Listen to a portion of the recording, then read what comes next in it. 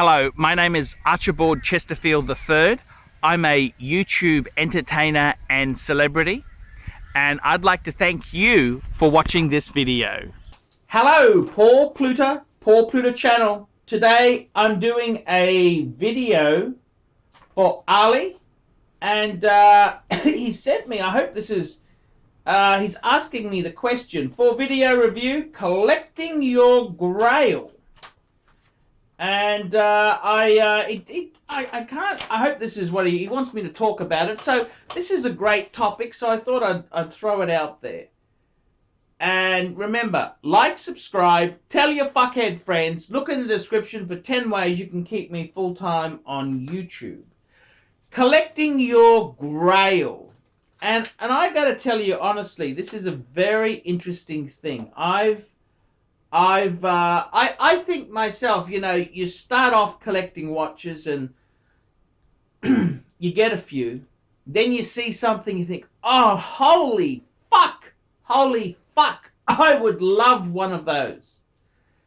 And you just think, oh, that would be absolutely impossible to achieve.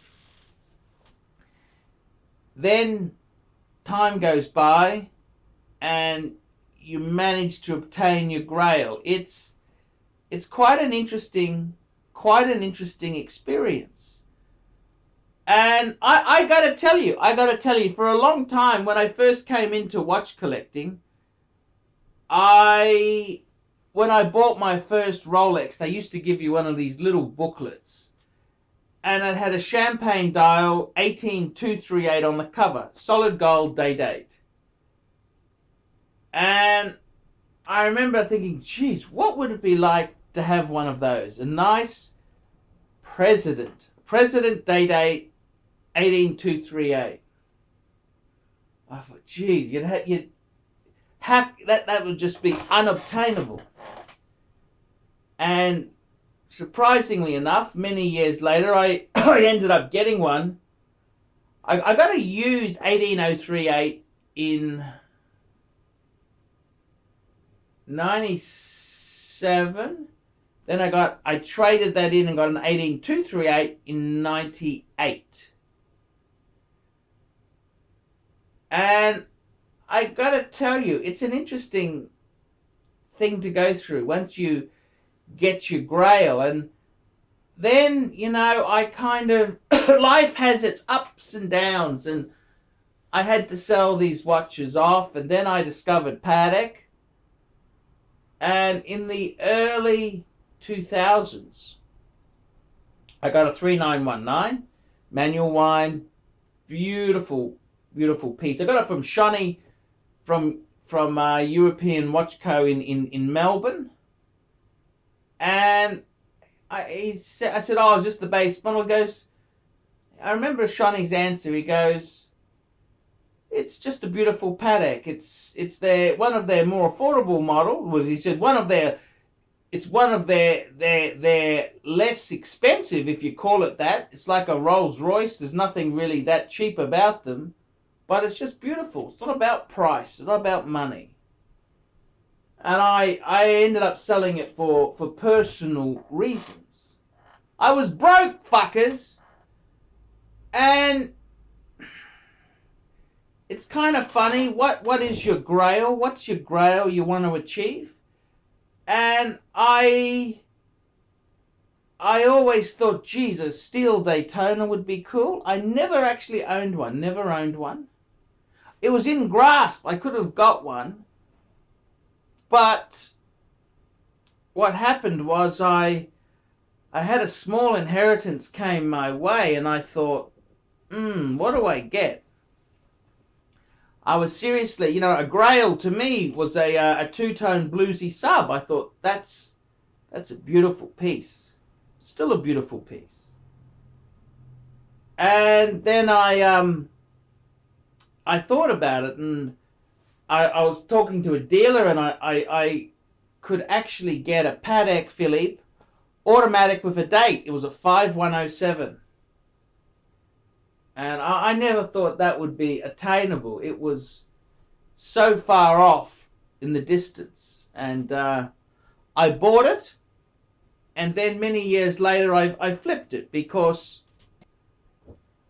I flipped it and I bought the gold sub, which I don't regret. I don't regret. That was another grail. I mean, a gold sub, wowzers! How ridiculous is that? A solid gold sub.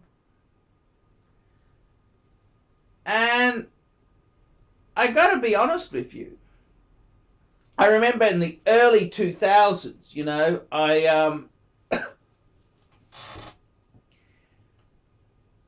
I remember the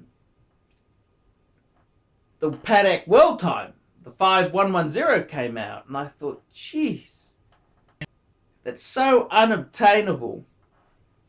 I'd love to get one. You know, that's a dream watch. And I remember when I got my 5107, I thought, wow, I've got a watch with those crown protectors, because it came out similar time as the 5110 came out the same time as the 5107, around that sort of vintage, had that same design. And then years later, I actually got a Patek World Time. And it's been such a cool piece. I mean, I thought to myself, wowzers, wowzers, wowzers, wowzers. In 2004, that was my dream watch. I mean, when I say dream, I mean, there's Pateks which cost hundreds of thousands, but they were so far ridiculous. They were just off the scale. But when you say a grail, something you could almost get if you hocked absolutely everything you had. And I thought the World Time was just so cool. What a cool thing for an international traveler.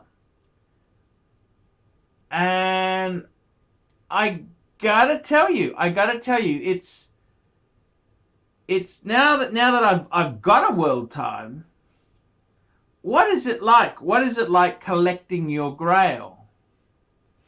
And does the bar move ahead further? And it's an interesting thing. I've actually owned quite a few grails. The Day Date was a grail. The Calatrava automatic with date was a grail. I mean, that's a very expensive piece to me.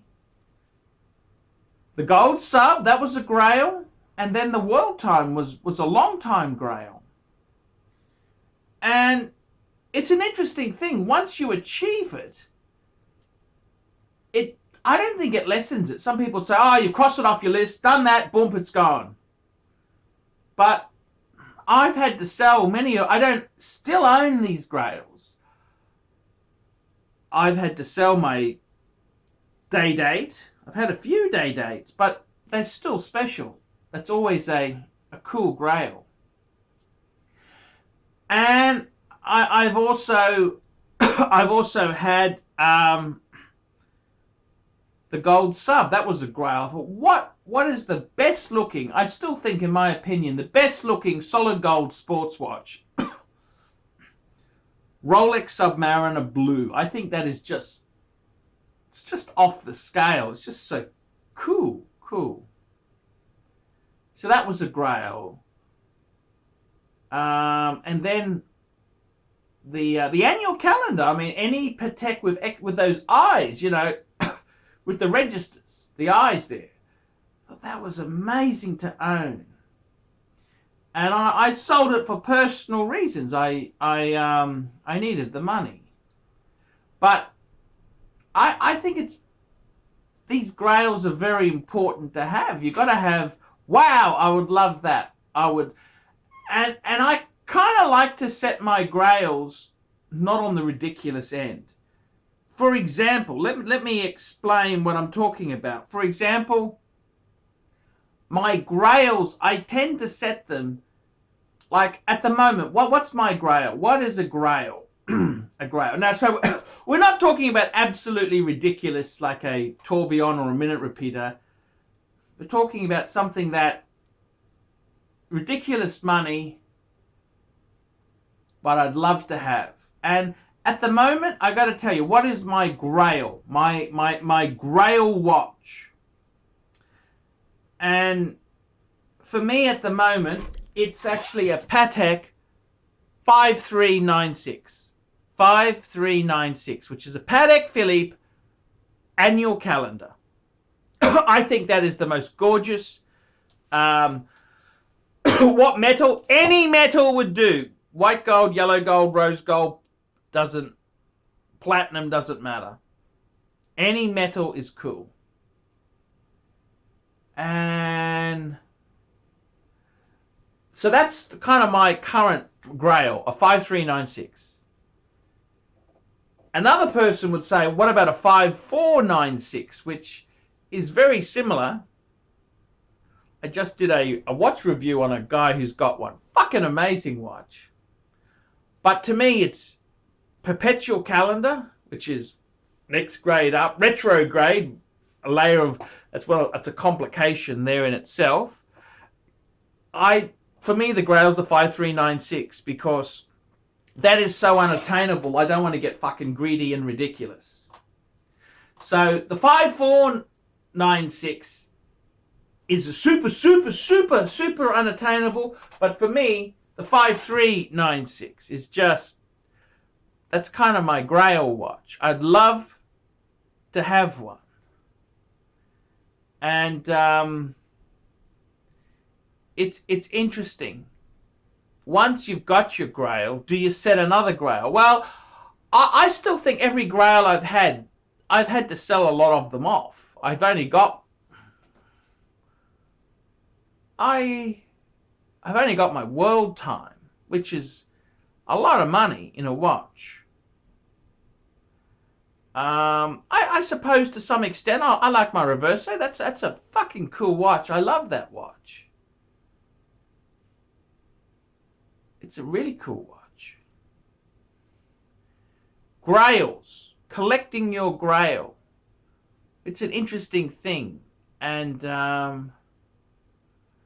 I've achieved a lot of grails. I've achieved a lot. My grails I've achieved the day date, the Rolex day date, the gold sub, the Patek automatic with a date, Patek complication in my annual calendar, the 5035, and the world time. So I've achieved a lot of grails. I have achieved. I love them still. I mean, any one of those watches there, I've got a soft spot in my heart for them. They're special. I think they're special. Grails are special.